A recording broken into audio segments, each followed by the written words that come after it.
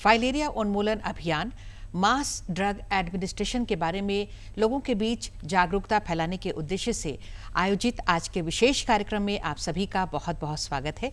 नमस्कार। जी हाँ, हम बातें करेंगे आज फाइलेरिया की।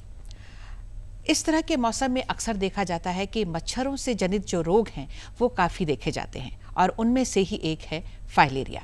आज हम आपको बताएंगे कि ये फाइलेरिया है क्या और साथ ही साथ क्या लक्षण है, क्या कारण है, क्या इसका उपचार है और इसके लिए इसको जो हम उन्मूलन की बात करते हैं उसके आगे हम कैसे बढ़ा सकते हैं। जो उन्मूलन करना चाहते हैं उसमें कहाँ पर हमसे चूक हो जा रही है जो हर बार इस तरह के अभियान हमें चलाने पड़ते हैं। तो ये सारी बातें आज के इस कार्यक्रम के माध्यम से आप तक हम पहुंचाएंगे। तो चलिए सबसे पहले आपको अपने विशेषज्ञों से आपकी मुलाकात करवाते हैं। ठीक बीच में बैठे हुए हैं डॉक्टर बीरेंद्र कुमार सिंह हैं जो कि राज्य कार्यक्रम पदाधिकारी हैं वेक्टर जनित रोग नियंत्रण कार्यक्रम झारखंड में। डॉक्टर साहब आपका बहुत बहुत स्वागत है हमारे कार्यक्रम में। नमस्कार। जोहार सभी को। और डॉक्टर साहब के बगल में हैं डॉक्टर अभिषेक पॉल जो कि राज्य समन्वयक हैं NTDWHO से आप हैं। सर आपका बहुत बहुत स्वागत है हमारे कार्यक्रम में। नमस्कार। और ठीक मेरे बगल में आप देख रहे हैं नीलम कुमार हैं जो कि स्टेट कंसल्टेंट हैं राज्य का ये इसमें वेक्टर जनित रोग नियंत्रण कार्यक्रम में। तो नीलम आपका भी बहुत बहुत स्वागत है हमारे कार्यक्रम में। नमस्कार। नमस्कार।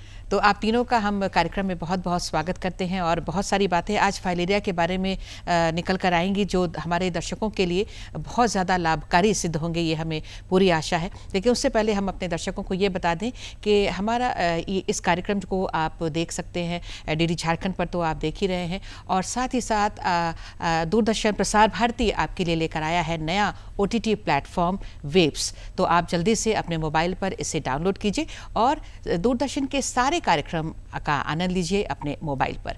तो वेब्स के जरिए आप सारे कार्यक्रम को देख सकते हैं। तो चलिए अब हम अपने इस चर्चा को शुरू करते हैं। डॉक्टर साहब, सबसे पहले आपसे हम पूछना चाहेंगे सर, ये जो फाइलेरिया है ये क्या है और कैसे फैलता है? फाइलेरिया परजीवी से होने वाली बीमारी है जो एक मच्छर के काटने से फैलती है। एक संक्रमित मच्छर जब बहुत बार काटती है तो ये उस परजीवी को शरीर में इनोकुलेट कर देती है और इस तरह से उसके जो वयस्क हैं वो जाकर के लिम्फ नोड में अपना घर बना लेते हैं और वहाँ से जो अपने संतानोत्पत्ति के द्वारा माइक्रोफाइलेरिया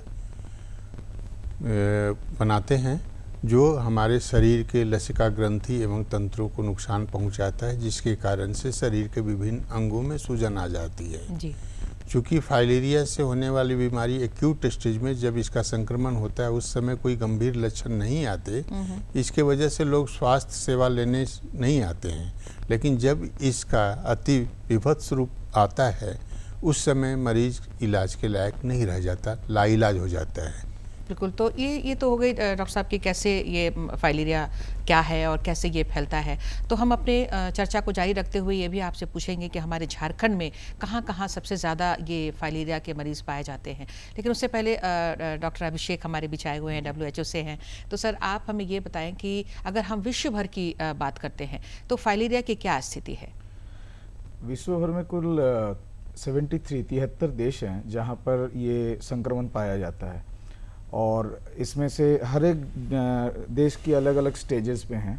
जैसे कुछ देश हैं जिन्होंने ये उन्मूलन अचीव कर लिया हाँ, हाँ। और कुछ देश ऐसे हैं जैसे हमारा देश है जहां अभी भी ये उन्मूलन सब पूरे देश में नहीं हो पाया, कुछ जगह पे हुई है। और ये 1997 में पहली बार विश्व स्वास्थ्य संगठन ने इसको बोला कि हम इसे एलिमिनेट कर सकते हैं। उसके बाद 2020 साल आया, मिलेनियम हम लोग पहुँचे और हम लोगों ने एक रेजोल्यूशन लिया और कि हम लोग इसको विश्व से ही एलिमिनेट करेंगे और हमने लॉन्च किया global programme for elimination of lymphatic filaria. जी। और उसमें भारत भी हमारे सिग्नेटरी थे कि हम इसको एलिमिनेट करेंगे और वही प्रक्रिया चल रही है अभी। बिल्कुल। तो ये पूरे विश्व भर में ये जो फाइलेरिया है एक बहुत बड़ी समस्या अभी बनी हुई है और इसके उन्मूलन की चर्चा हम बार बार करते हैं और सारे जो इसके लिए जितने भी अभियान हैं वो चलाए जाते हैं। हम ये भी आज ज़रूर जानने की कोशिश करेंगे कि कहाँ पर हम चूक जाते हैं। लेकिन उससे पहले नीलम आपसे हम ये पूछना चाहेंगे कि आप तो स्टेट कंसल्टेंट हैं और प्रचार प्रसार आपका मुख्य रूप से जो है कार्य है, तो ये जो प्रचार प्रसार है ये जन जागरूकता लाने करने की जब हम बात कर रहे हैं तो प्रचार प्रसार के बहुत मायने होते हैं। तो क्या कुछ किया जा रहा है? क्या पहले से कुछ बदलाव आए हैं, कुछ तरीकों में बदलाव आया है? ऐसा है राजश्री कि हम 2004 से ये कार्यक्रम चला रहे हैं जी। लेकिन हमें बहुत बड़ी सफलता नहीं मिल पाई। उसका कारण ये था कि जागरूकता की कमी तो थी ही, निसंदेह कमी थी, तभी लोग फाइलेरिया की दवा तुरंत खाना नहीं चाहते थे और जब हमारे स्वास्थ्य कर्मी जाते थे तो कहते थे कि आप दे दीजिए, हम खा लेंगे, लेकिन खाते नहीं थे क्योंकि वो दवा के महत्व को इतना अच्छा तरीके से समझ नहीं पाते थे, तो नहीं खाते थे और दवाइयाँ उनके पास रह जाती थी या दवाइयों को फेंक भी देते थे। तो इसके बाद से फिर ये जागरूकता लोगों में बहुत ज़्यादा लाई गई, बहुत ज़्यादा प्रयास किया गया और लोग अभी बहुत जागरूक हैं और अब ये लोगों को ये निर्देश दिया गया है स्वास्थ्य कार्यकर्ताओं को कि वो दवाइयाँ किसी को भी बांटे नहीं।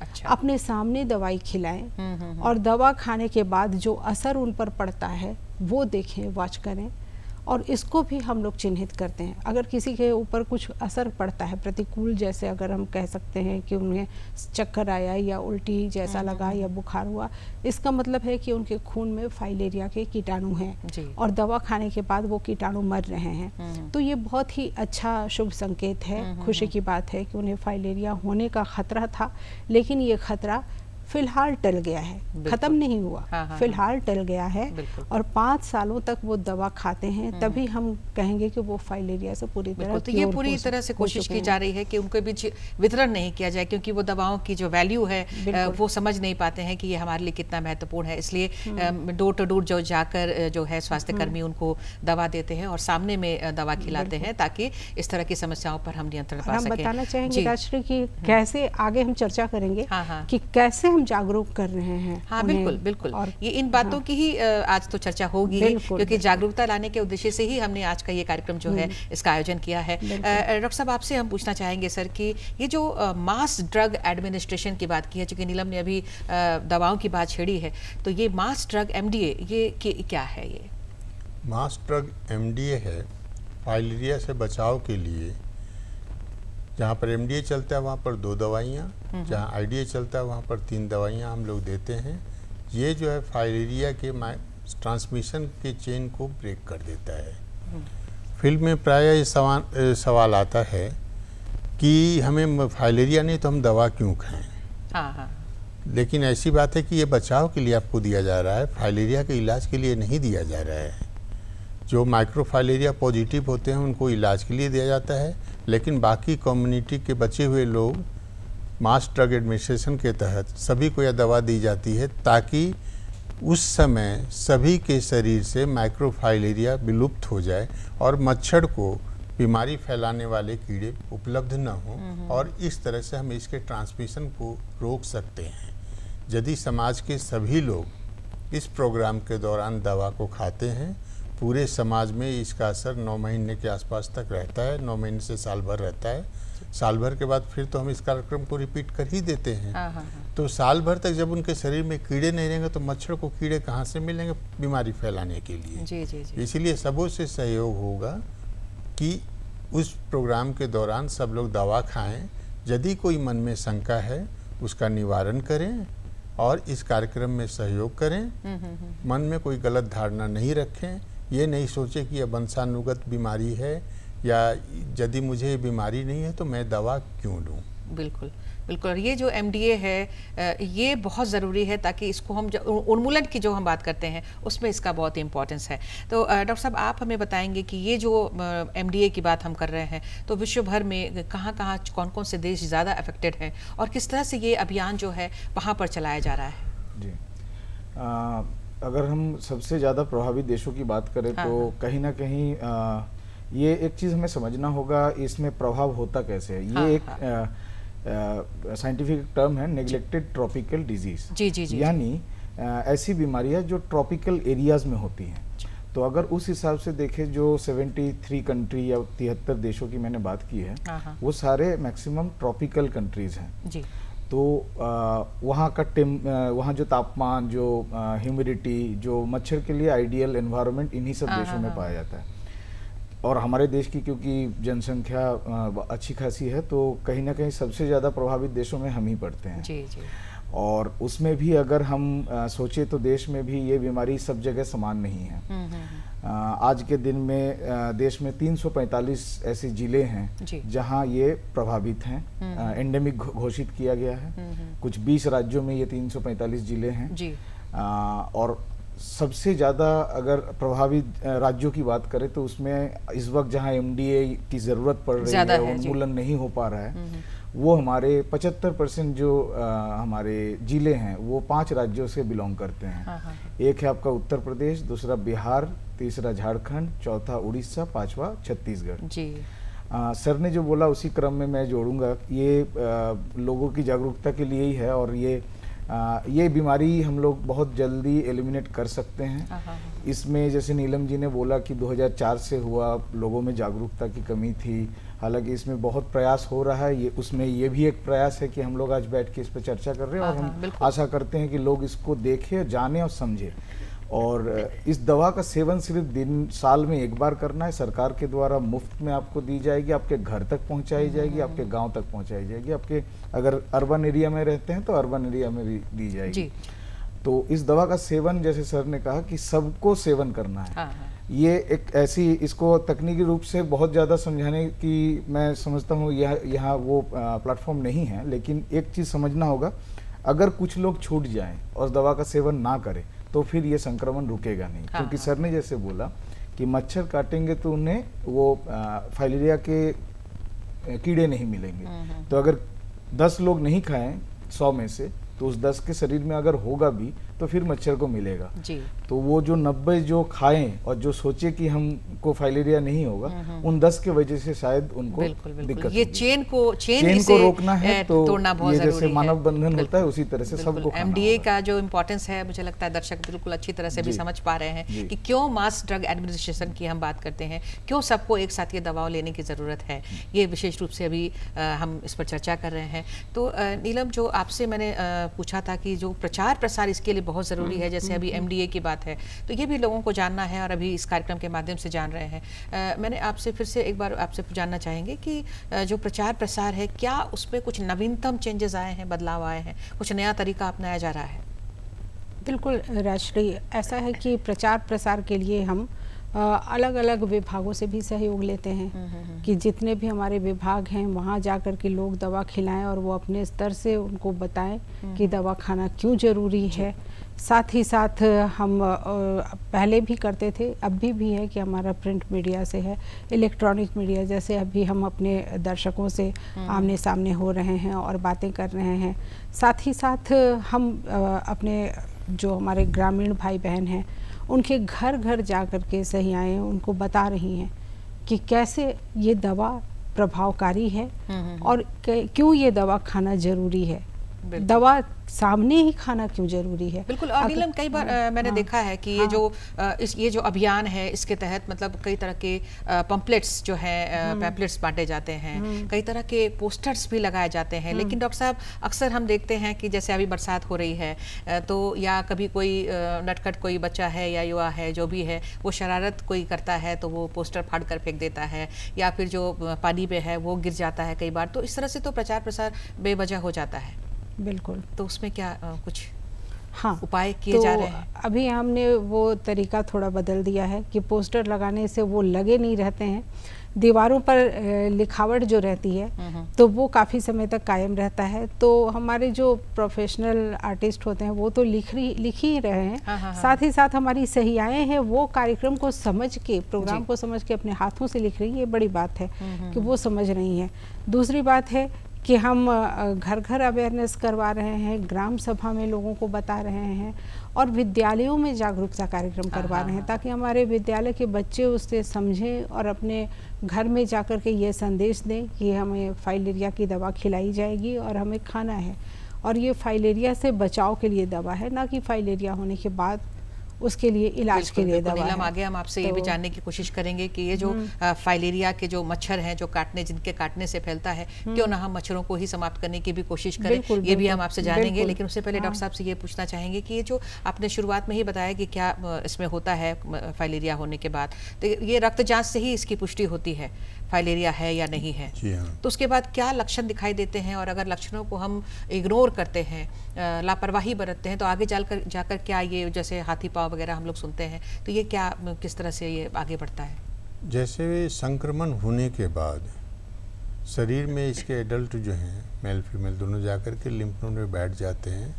वहाँ पर वो जो है माइक्रोफाइलेरिया पैदा करते हैं। ये माइक्रोफाइलेरिया हमारे लसिका ग्रंथि को धीरे धीरे करके जमा कर वो करके उसको फाइब्रोस्ट कर देते हैं, जिसके कारण से लसिका का जो है संचरण अवरुद्ध हो जाता है। फिर ये शरीर के विभिन्न भागों में जमा होना शुरू कर देता है, जैसे पैर, हाइड्रोसिल हो गया आपका, ब्रेस्ट हो गया, अपर आर्म हो गया। तो इन सब शरीर के अंगों को ज़्यादातर यह प्रभावित करता है। जब ये प्रभावित होता है उस समय आदमी इस बीमारी को न फैला सकता है, न इससे संक्रमित होता है जी। लेकिन जब संक्रमित होता है, चूँकि मैंने जैसा पूर्व में बताया कि लक्षण ऐसे जो है अति गंभीर नहीं होते, इसके कारण से लोग जाते नहीं हैं। लेकिन इसमें क्या होता है कि विशेष करके कभी कभी आपके जैसे अंडकोश में दर्द होने लगेगा, पेट में दर्द होने लगेगा, हल्का बुखार रहता है, शरीर में हल्का दर्द रहेगा। इसमें से कोई भी सिम्टम ऐसा कंपेलिंग नहीं है जो आपको तुरंत मेडिकल एड लेने के लिए बाध्य करे जी।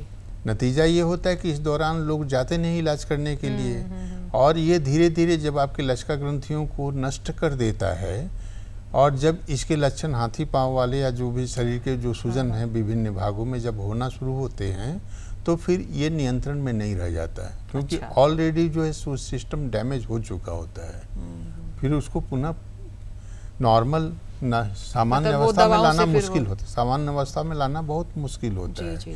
इसलिए बचाव इसका एकमात्र उपाय है। तो यदि कभी आपको जाते हैं अस्पताल वगैरह में, यदि TCDC जो एक सामान्य सा जांच है, उसमें यदि आपको इस्नोफिलिया मिलता है तो कम से कम आप एक बार फाइलेरिया के लिए जरूर सोचें जी। उसको हो सकता है, क्योंकि ये जो वर्म इन्फेस्टेशन है इसमें फाइलेरिया बिल्कुल, और खास करके अगर ये भी है जैसे कि जो ऐसे इलाके में रहते हैं जहाँ पे मच्छरों की संख्या बहुत ज़्यादा है, तो वैसे में भी डाउट करना चाहिए।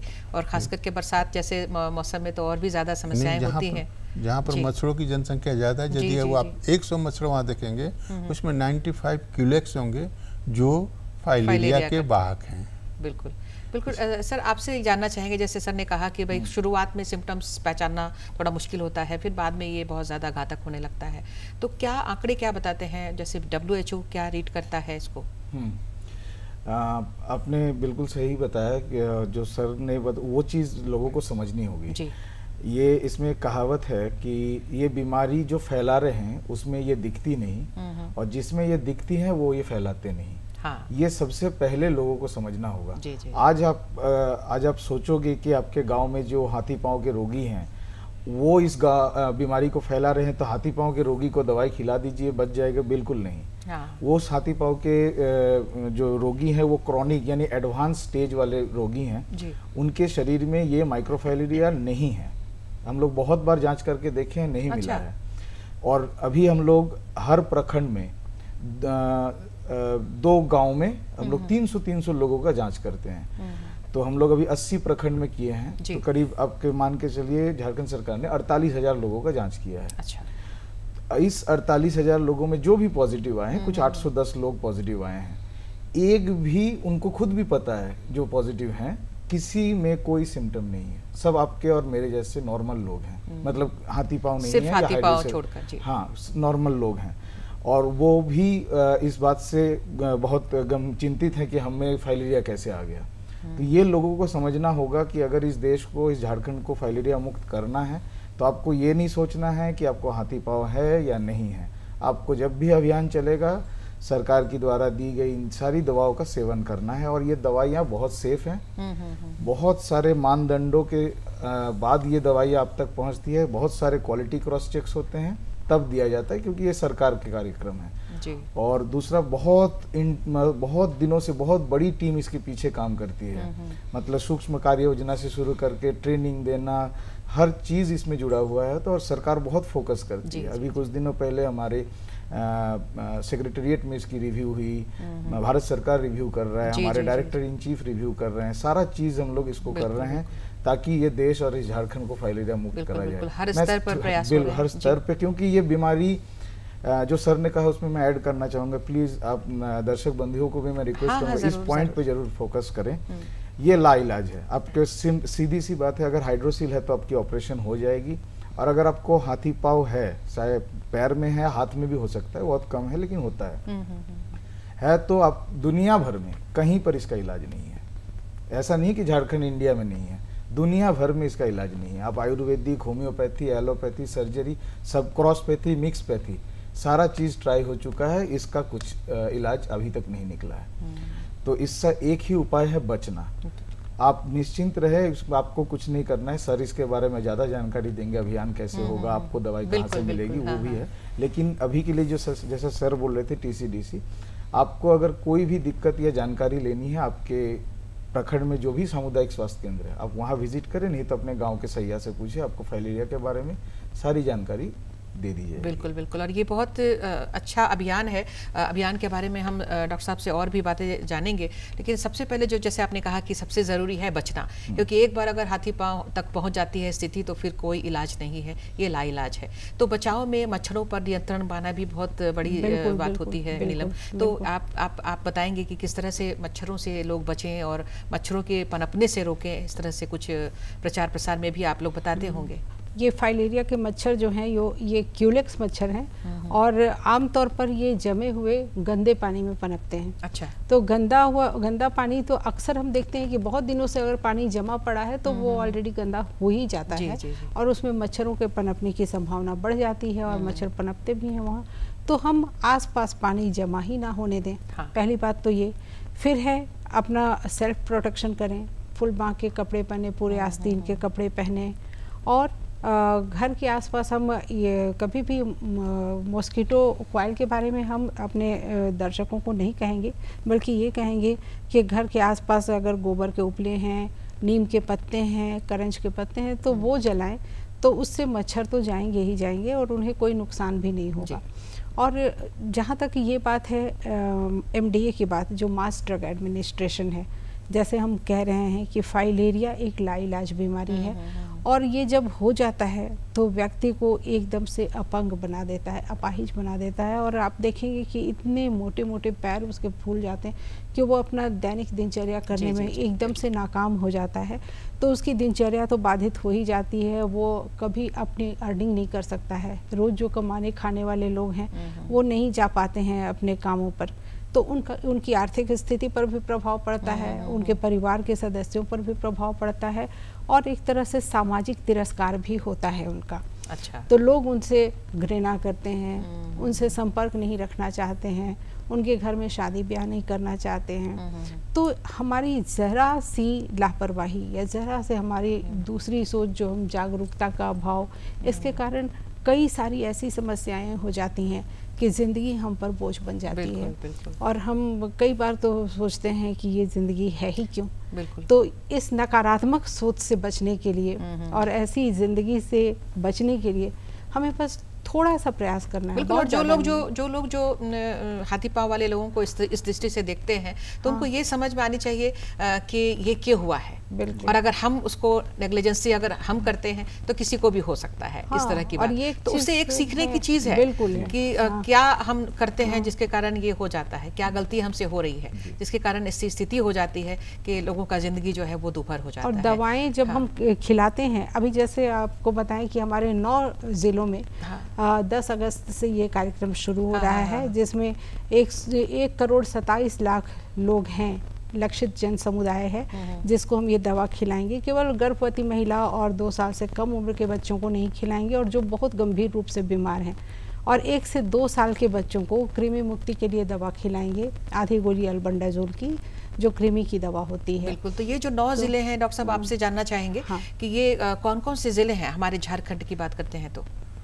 हमारे झारखंड के चतरा, दुमका, गोड्डा, हजारीबाग, जामताड़ा, लातेहार, पलामू, सरायकेला और पश्चिम सिंहभूम जिले हैं, जिनमें ये कार्यक्रम 10 से लेकर के 25 अगस्त 2025 को चलाया जाएगा। जी। हमारे दूसरे चरण में हम लोग फरवरी माह में चलाते हैं, जो 10 से 25 फरवरी तक होता है। इसमें राज्य के 13 जिले आते हैं। सिर्फ एक खूंटी जिला है जहां हम लोगों ने फाइलेरिया को एलिमिनेट कर दिया है। अच्छा। अभी हम लोग स्टेज 2 में जा रहे हैं, उसमें टास्क 2 में। तो एक ज़िला जो है जहाँ पर ये अचीव हुआ है हमारा, रांची ज़िला में भी 2 ब्लॉक को छोड़ करके बाकी सभी ब्लॉक जो हैं फाइलेरिया मुक्त हो चुके हैं। पूर्वी सिंहभूम में 2 ज़िला है, 2 ब्लॉक हैं जहाँ पर ये हम लोग प्राप्त कर चुके हैं। और सबों से ये अनुरोध होगा कि बिना कोई हिचक के, बिना कोई मन में शंका लिए हुए इस कार्यक्रम में अपना सक्रिय सहयोग करें और कार्यक्रम को सफल बनाएं। ये बीमारी जब हटेगी तभी हमारा समाज सुरक्षित होगा, स्वस्थ होगा। इसके साथ साथ दवा खाने के बाद यदि कोई प्रतिकूल प्रभाव थोड़ा बहुत होता है तो उससे घबराने की बात नहीं है। सहिया से लेकर के ANM, CHO और हमारे यहाँ रैपिड रिस्पांस टीम भी है। अच्छा। तो वो आपको कोई भी सिम्टम होने पे या कोई भी दिक्कत होने पे आपको उसका जरूरी सलाह और इलाज भी करेंगे। किसी तरह के दिग्भ्रम में न पड़े, मन में कोई शंका नहीं रखें ये दवा खाई इसलिए ऐसा हुआ। यदि कुछ भी है तो उस शंका का निराकरण करें। हमारे यहाँ IC कंसल्टेंट मैडम हैं, इनके अलावा और भी पूरी इनकी टीम लगी हुई है जिसमें कुछ NGO के लोग भी हैं, वो भी इस काम में लगे हुए हैं। जी, तो ये जो पूरा अभियान है ये 25 अगस्त तक अभी चलने वाला है। 10 अगस्त से शुरू होगा, नीलम आपने बताया है। तो 10 से ये 25 अगस्त तक ये अभियान चलेगा और पूरे जोर शोर से इसमें लोगों के बीच में जो है वो खास करके MDA के बारे में जागरूकता फैलाने की कोशिश की जाएगी। यहाँ हम एक चीज़ बताना चाहेंगे कि अगर 25 अगस्त के बाद भी अगर हमारा टारगेट अचीव नहीं हुआ, लोगों को खिलाना अगर बाकी रह गया है तो इसे आगे भी बढ़ा सकते हैं। बहुत अच्छी बात है। मैं दर्शकों की जानकारी के लिए बताना चाहता था कि हम 10 तारीख से शुरू कर रहे हैं तो उन्हें कहाँ मिलेगा या वो कैसे इस दवाई का सेवन कर सकते हैं। सबसे पहले तो हम लोग गाँव में जितने आंगनवाड़ी केंद्र होते हैं वो आप बहुत अच्छी तरह से गांव के लोग उसको जानते हैं, आंगनवाड़ी केंद्र कहाँ होता है। वहाँ 10 तारीख आपको सुबह 9 साढ़े 9 बजे से ही वहाँ हमारी प्रशिक्षित टीम बैठी रहेगी और आपको दवाई खिलाएगी। आप वहाँ पर पोस्टर और बैनर भी लगे रहेंगे ताकि आप जगह को बहुत जल्दी से आइडेंटिफाई करें। किसी गांव में अगर आंगनवाड़ी केंद्र बहुत दूर है, नहीं पहुँच पा रहे हैं तो हम लोग जहाँ पर टीकाकरण होता है या कोई अच्छी जगह है बैठने की, वहाँ हम लोग शिविर लगा के 10 तारीख हमारे लोग बैठेंगे। सबसे अच्छा है 10 तारीख ही आप खुद से चल के आके खा ले और ये हमें ये कॉन्फिडेंस दे कि हम लोग सब एक साथ हैं इस फाइलेरिया को उन्मूलन करने के लिए। अगर आप 10 तारीख बूथ में नहीं खा पाते हैं तो भी अगले तारीख यानी 11 तारीख से आपके घर में हम लोग जाएंगे। एक दिन में नहीं जाएंगे सब घरों में, हमारी लक्ष्य है एक दिन में 10 से 15 घर हमारी टीम खुद से भ्रमण करते हुए आपके घर तक पहुंचेगी और आपको ये दवाई आपकी उम्र और आपके हाइट के हिसाब से जो भी हम लोगों ने ट्रेनिंग दी है वो आपको खिलाएगी। आपको सिर्फ इतना भर काम करना है कि आपको इस टीम को अपने घर में आमंत्रण देना है और दवाई खुद से मांग के खाना है और टीम के सामने खाना है, किसी के लिए रखना नहीं है। घर में अगर कोई उस वक्त उपस्थित नहीं है तो उनकी दवाई मांगनी नहीं है। आपको बता देना है कि ये कब आएंगे, ये लोग शाम को आएंगे कि 2 दिन बाद आएंगे, टीम फिर से आएगी उनको खिलाएगी। और ये जैसे नीलम जी ने कहा अगर कोई 25 तारीख के बाद आए तो वो भी नहीं छूटेंगे, दवाई हम लोग रखेंगे। आप जब आइएगा जब चाहिएगा आपको मिलेगा। तो वो उसके लिए कहाँ जाना पड़ेगा? उसके लिए लोकल जो हमारी गांव की सहिया है या सेविका दीदी है उनसे वो संपर्क करेंगे, उनको दवाई मिल जाएगी। सर का निर्देश ही है कि क्योंकि खेतीबाड़ी का मौसम है तो हो सकता है कुछ लोग बाहर काम करने जाएं या कुछ लोग बाहर से आए, दोनों हो सकता है। तो एक तो जो बाहर से आएंगे उनको दवाई खिलाएंगे और अगर कहीं चले गए तो जब लौटेंगे तभी दवाई मिलेगी, कोई चिंता की विषय नहीं है। दूसरा सर के एक बिंदु पे मैं एक जोड़ना चाहूँगा। सर ने बोला एडवर्स ये जो भी खाने के बाद दिक्कत होगा, एक चीज़ आप जान के रखिए, ये दवाई सबसे पहले तो आप खुद से भी आज के दिन में इंटरनेट पे सारा नॉलेज अवेलेबल है तो कभी भी सर्च करके देख सकते हैं। 3 दवाइयाँ हम लोग खिलाएंगे, DEC, एल्बेंडाजोल और आइवरमेक्टिन। मैं फिर से दोहरा देता हूँ, DEC, एल्बेंडाजोल और आइवरमेक्टिन। ये बहुत कॉमन दवाइयाँ हैं, ये बाजार में उपलब्ध है, बहुत सालों से चल रहे, पिछले 50-60 सालों से ये दवाई। मतलब बीच में रोक रही हूँ, अक्सर हम डायरेक्टली कभी नहीं बोलते हैं किसी को भी कि ये दवा खुद से जाकर खरीद कर खा लें। हमेशा चिकित्सक के सलाह से ही, परामर्श से ही खा लें। लेकिन ये दवा जो आप बता रहे हैं ये खुद भी जाके लोग खा सकते हैं? नहीं, हम उनके जानकारी के लिए बता रहे हैं कि ये दवाइयाँ बहुत सालों से हैं, ऐसा नहीं कि कोई नई दवाई आपको दी जा रही है। ये दवाई मेडिकल साइंस में और ये फाइलेरिया उन्मूलन कार्यक्रम में 50 से 55 साल से है और पूरे विश्व में ये दवाइयाँ चलती हैं। इसी दवाइयों को खा के 19 देश एलिमिनेशन अचीव किए हैं, मतलब उन्मुखीकरण अचीव किए हैं। तो आपको घबराने की जरूरत नहीं है।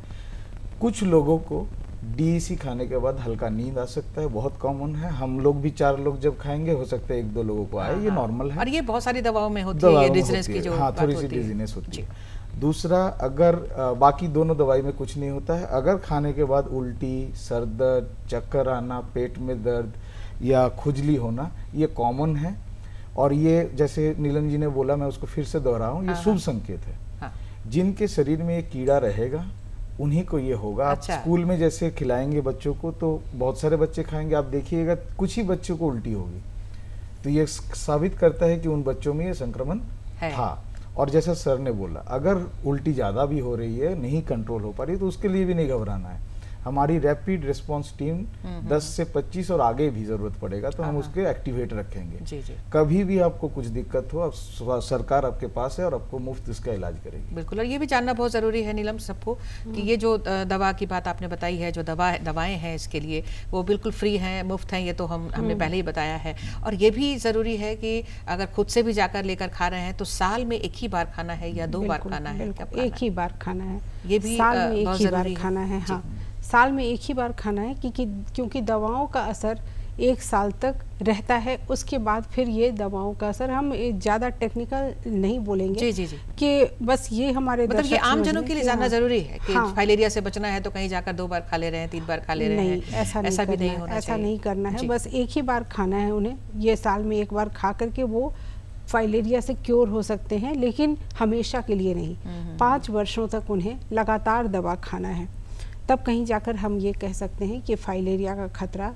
पूरी तरह से उन पे टल गया है। मतलब हर साल लेकिन 5 बार, मतलब 5 साल में 5 साल में अगर हम एक बार दवा लेते हैं साल में एक बार, तो ये एक डोज जो है वो कंप्लीट हो जाता है। फिर वो पर्सन जो है वो मच्छर काटेगा तो भी फाइलेरिया नहीं होगा उसको कभी। हाँ, उसमें ये इम्यूनिटी डेवलप हो जाती है। इम्यूनिटी डेवलप हो जाती है। वो फिर मच्छर के काटने से भी फाइलेरिया से संक्रमित नहीं होते हैं। लेकिन लगातार ये नहीं कि 1 साल खाए, फिर 2-3 सालों तक छोड़ दिया, फिर उसके बाद खाए, तो ये नहीं, कंटिन्यूटी में होनी चाहिए। संक्रमित ना होने का कारण ये होगा कि किसी भी मच्छर में फाइलेरिया के कीड़े ही नहीं रहेंगे, तो मच्छर तो काटेंगे लेकिन हमें फाइलेरिया नहीं होगा, क्योंकि किसी मच्छर में कीड़े बचे नहीं, सब हम लोगों ने मच्छर संक्रमित नहीं होंगे।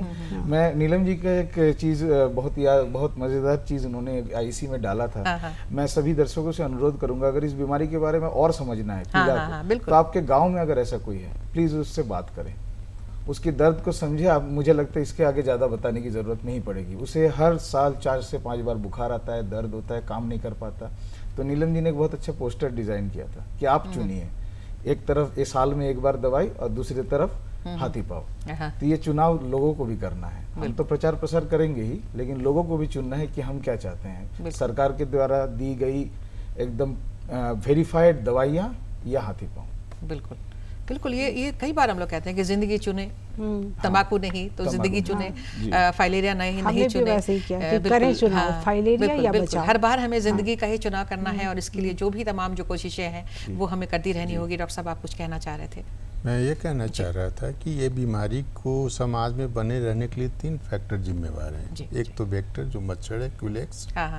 दूसरा व्यक्ति, हम आदमी को बीमारी से ग्रसित होने के लिए नहीं छोड़ सकते हैं। तीसरा, उस जो बीमारी को पैदा करता है वो कीड़ा। तो हम लोग ये जो MDA कार्यक्रम कर रहे हैं, इसमें सबसे ज़्यादा असर उस कीड़े पे पड़ता है जो इस बीमारी का वाहक है। अच्छा। उस चेन को हम लोग तोड़ना चाहते हैं। कीड़ा नहीं रहेगा, मच्छर रहेगा भी, काटेगा भी, तो उसका कोई असर या बीमारी के फैलने की संभावना नगण्य हो जाएगी। बिल्कुल। इसके अलावा हम लोग जो है जनरल वैसे जो है वेक्टर कंट्रोल प्रोग्राम चलाते हैं, वो इंटीग्रेटेड वेक्टर मैनेजमेंट कहलाता है। उसके तहत आपको करना ये है कि घर के आसपास झाड़ी न रहने दें, घर के आसपास जल जमाव वाले जगह न रहने दें। यदि कोई ऐसा जगह है जहाँ पर कि पानी जमा हो ही जाएगा, 2-4 दिन रह ही जाता है, तो वैसे जगहों पे कोशिश करें कि सोखता गड्ढा बना दें, ताकि पानी यदि आया भी तो तुरंत सूख जाए। मच्छरों के प्रजनन काल तक वो जो है उसमें पानी जमा नहीं रहेगा। पानी जमा नहीं रहेगा तो मच्छर अंडे नहीं देंगे। तीसरा ये है कि यदि वो गड्ढा ज़रूरी नहीं है तो उसको भर दें, ताकि पानी वहाँ जमा ही ना हो। वाटर ड्रेनेज सिस्टम जो है, सभी जगह नालियाँ आजकल बन रही हैं और वो ढकी भी जा रही हैं, एक अच्छी बात है। आप शहर में कहीं भी जाते होंगे या गांव में भी जाते होंगे तो देखते हो कि जो नाली बन रही है अब उसको ढका जा रहा है। तो एक अच्छी बात है, इसके कारण से भी मच्छरों का प्रकोप काफ़ी हद तक कम हो जाएगा। और इसके अलावा आप यदि मान लीजिए कि कोई तालाब है या कोई ऐसी जगह है तो वहाँ पर जैसे आप तालाब को नहीं भर सकते हैं क्योंकि मछली पालन जो करते हैं वो आपके जीविका से जुड़ा हुआ मामला है। तो वैसी स्थिति में आप जो है वहाँ पर कुछ जो है लार्वा भच्छी जो मछलियाँ होती हैं उसको यदि छोड़ दीजिएगा तो मच्छर यदि वहाँ अंडे भी देंगे तो उनको वो खा जाएगी और मच्छर के संख्या में वृद्धि नहीं होगी। मैं एक छोटा सा ये एग्जाम्पल ये करना चाहूँगा कि एक गाँव में मलेरिया का बहुत प्रकोप था और पता चला कि उस गांव में जो तालाब है वहीं पर मच्छरों की भरमार है। अच्छा, उसके लार्वा जो है काफ़ी ज़्यादा है। उसमें जो है लार्वा बच्ची मछलियाँ जब छोड़ी गई उसके बाद उस गांव में मलेरिया का केस सडन ड्रॉप कर गया। तो ये किस तरह की मछलियाँ होती हैं? क्या सरकार इसे वितरण इसका होता है सरकार के द्वारा? नहीं, अभी हम लोग इस प्रोग्राम के तहत हम लोग ये कर रहे हैं कि हर एक प्रखंड में कम से कम 2 या 3 जो है 1000 लीटर वाली जो पानी की टंकियां हैं उसी को हम लोग हैचरी के तौर पे विकसित करके जहां पर वैसे तालाब या वैसे जगह पे जहां जल जमाव रहता है गंबूसिया मछली को छोड़ करके हम लोग लार्वा स्टेज पे ही मच्छरों को खत्म करने का प्रयास करेंगे। जी जी जी जी बिल्कुल। ये अभियान एक ऐसा अभियान है जिसमें सिर्फ सरकार की भूमिका नहीं कही जा सकती है, इसमें सब जो सहभागिता है वो बहुत ज़रूरी है। और इसके लिए भी नीलम आप जो आईसी में हैं, प्रचार प्रसार में हैं, इसके लिए भी लोगों को जागरूक ज़रूर किया जाता होगा। आप सर इस बारे में कुछ कहना चाहते हैं? जन जागरूकता सबसे ज़्यादा जरूरी, क्योंकि एक चीज़ हमें देखना होगा, लोग पहले टीका में उतनी जागरूक नहीं थे, लेकिन अभी धीरे धीरे कहीं ना कहीं पोलियो राउंड्स हुए, नियमित टीकाकरण में सुधार आया, तो लोग अभी ये जानते हैं कि हम अगर एक टीका लेंगे तो हमें ये बीमारी नहीं होगी। कहीं ना कहीं जो अभी नेक्स्ट जनरेशन है उसने कोविड देखा, कोविड में उनको पता चला कि हम टीका लेंगे तो हमें कोविड नहीं होगा। लेकिन ये कॉन्सेप्ट या ये सोच अभी भी कम्युनिटी या खास करके गांव में नहीं है कि हम दवाई खाएंगे तो हमें बीमारी नहीं होगा। लोग ऐसे सोचते हैं कि मुझे बीमारी हुआ, हम दवाई खा रहे हैं, बट दवाई भी एक वैक्सीन की तरह काम करेगी, ये एक लोगों में अभी भी नहीं लेकिन ये सर नीलम, ये बार बार लोग पूछते जरूर हैं, नीलम से मैंने कई बार पूछा भी है कि मलेरिया का, जब भी हम बात करते हैं मलेरिया के बारे में, फाइलेरिया के बारे में, तो इसके लिए कोई टीका आया है कि नहीं आया? टीका जैसे malaria vaccine trial, dengue vaccine trial, filariasis vaccine trial, ये ट्रायल्स तो चल रहे हैं और ये ट्रायल्स चलेंगे, लेकिन जन समुदाय तक देने के लिए हमें 2 चीज़ देखनी होती है। एक है कि वैक्सीन सेफ है कि नहीं, क्योंकि हम सबको देंगे। दूसरा है इफेक्टिव है कि नहीं, यानी लोगों में वैक्सीन में ये सबसे इम्पोर्टेंट है कि ये आपको समझना होगा। जैसे लोग सीट बेल्ट पहनते हैं तो उन्हें लगता है मैंने सीट बेल्ट पहना है, मेरा एयर बैग खुलेगा, मैं बच जाऊंगा। तो उसी तरह से वैक्सीन भी है। अगर मैं वैक्सीन ले रहा हूं तो उस इंसान के अंदर वो कॉन्फिडेंस होना चाहिए कि मैं फाइलेरिया के वैक्सीन लिया और मुझे फाइलेरिया नहीं होगा। जब तक उस तरह की इफेक्टिव वैक्सीन नहीं आएगी, ना WHO ना सरकार उसे प्रमोट करेगी, क्योंकि ये नहीं होना चाहिए कि हमने वैक्सीन भी लगाया और लगाने के बाद हमें फाइलेरिया हो गया। तो इसीलिए सेफ्टी एंड एफिकेसी, ये दोनों जब उस पैमाने को रीच कर जाएगी तब हम लोग ज़रूर उस वैक्सीन को लोगों के लिए लाएंगे। जब तक नहीं लाएंगे तब तक एक ही उपाय है, तो मच्छर से कटने से बचिए और नहीं तो MDA का दवाई खाइए। और झारखंड जैसे हाइपर एंडेमिक, जैसे मैंने 5 राज्यों के नाम गिनाए आपको, तो यहाँ अगर आप सोचिएगा कि हमें मच्छर नहीं काटता है, हमें नहीं काटेगा, तो मुझे लगता है आप गलत हैं। मच्छर काटेंगे, काटते हैं भी, हो सकता है आप ध्यान नहीं दे रहे हैं। और कुछ लोगों को ऐसा लगता है, जैसे हम लोग पोलियो राउंड में भी देखते थे कि ये तो जल से संक्रमित बीमारी है, फिकोरल रूट वाली है, तो मेरे बच्चे RO के पानी पीते हैं या उबले पानी पीते हैं तो हमें जरूरत नहीं होगा। इस तरह से अगर आप सोचेंगे तो फिर डिजीज एलिमिनेट नहीं होगा, क्योंकि आप हर वक्त नहीं कर पाओगे। और उस RO की वाटर की क्वालिटी भी क्या है ये आप नहीं टेस्टिंग करते हो डेली। उसी तरह से अगर आप सोचोगे कि हमें मच्छर नहीं काटता, हम तो अर्बन एरिया में रहते हैं, अर्बन एरिया में भी लिम्फेटिक ऐसा नहीं है, मच्छर हर जगह है और कई बार पता नहीं चलता है नीलम की मच्छर ने काटा है या नहीं काटा। सही बार कई बार पैरों में या हाथों में काट कर चला जाता है मच्छर और पता नहीं चलता है। कई बार तो लोग समझते भी नहीं है कि मच्छर से हम लोग बहुत सारी बीमारियों का जिक्र करते हैं कि ये मलेरिया है कि फाइलेरिया है कि और भी जितनी सारी बीमारियां हैं। हाँ, तो क्या मच्छरों को भी पहचाना जा सकता है क्या कि ये मच्छर है? और ये काटने का समय कुछ अलग अलग होता है या फिर हर समय बचना चाहिए? नहीं, काटने का समय तो होता है, जैसे आप डेंगू के मच्छर हैं जो दिन में काटते हैं, एडिस मच्छर।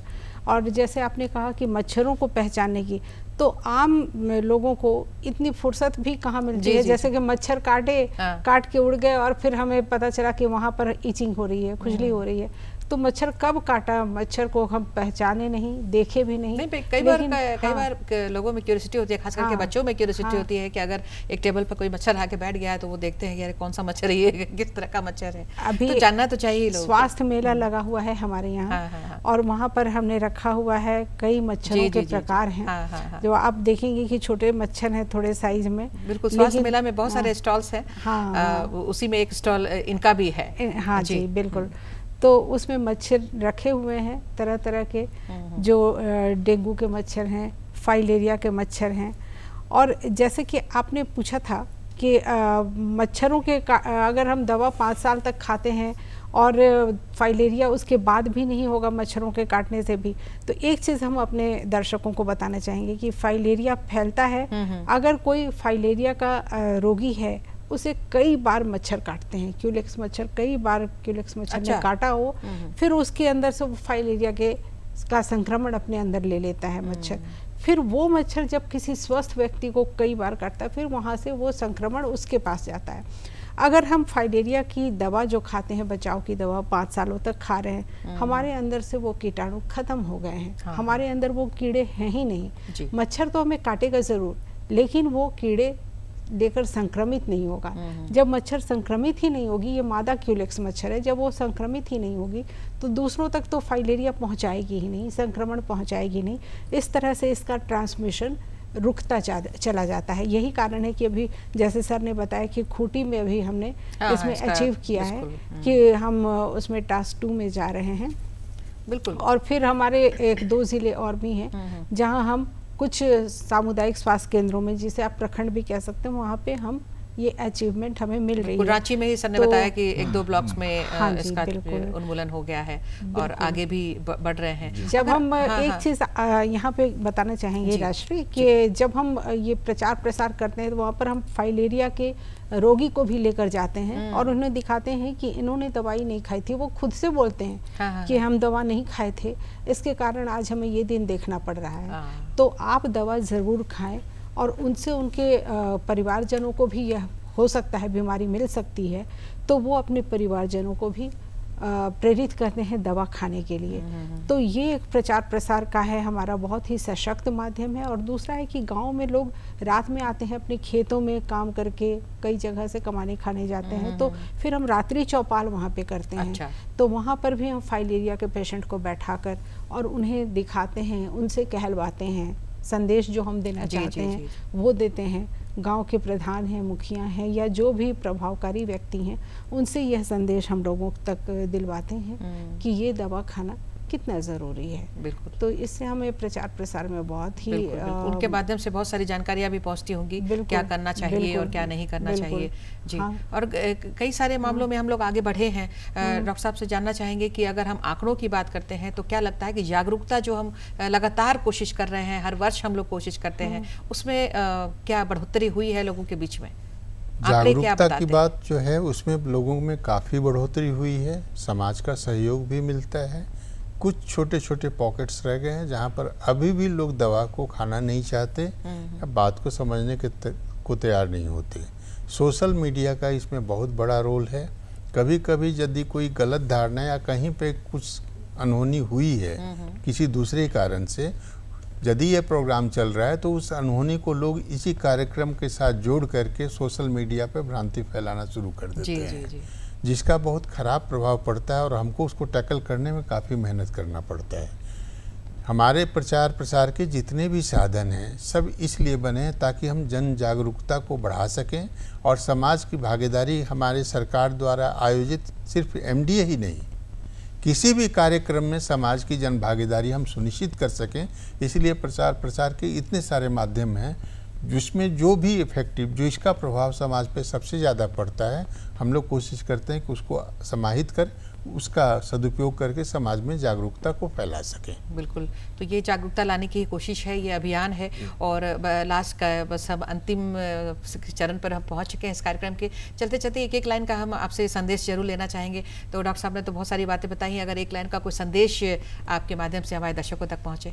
जागरूक बने, मन में कोई भ्रांति न पालें। जी जी सर, डॉक्टर अभिषेक। मैं तो सिर्फ इतना ही बताऊंगा कि अगर आप चाहते हैं कि हमारा आने वाला प्रजन्म इस विकलांग करने वाली बीमारी से बचा रहे और हमें दोष ना दे, तो प्लीज़ इस दवाई का सेवन करें और इस देश और झारखंड को फाइलेरिया मुक्त बनाएं। जी इलम, आप भी हम ये कहना चाहेंगे अपने दर्शकों से कि ये फाइलेरिया का असर, संक्रमण लगभग बचपन से ही शुरू हो जाता है, जो कई सालों के बाद दिखता है।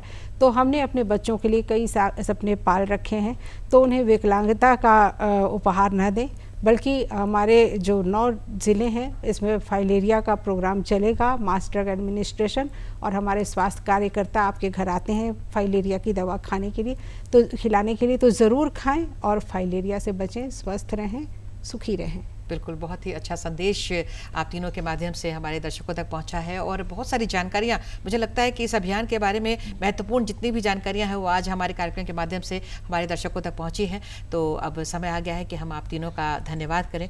तो डॉक्टर वीरेंद्र सर, आप यहाँ आए, आपका कीमती वक्त मिला, महत्वपूर्ण जानकारियाँ मिली, आपका बहुत बहुत धन्यवाद करते हैं। डॉक्टर अभिषेक, आपका भी हम बहुत धन्यवाद करते हैं आपकी कीमती पलों के लिए, बहुत ही अच्छी जानकारियों के लिए। और नीलम, आपका भी हम बहुत धन्यवाद करते हैं, इतनी सारी महत्वपूर्ण बातों की जानकारी आपने साझा किया है, महत्वपूर्ण समय दिया है, बहुत बहुत धन्यवाद। आप सभी को धन्यवाद। मैडम, आपको भी धन्यवाद। जी जी धन्यवाद सर, और आप सभी दर्शकों को भी बहुत बहुत धन्यवाद। नमस्कार। नमस्कार।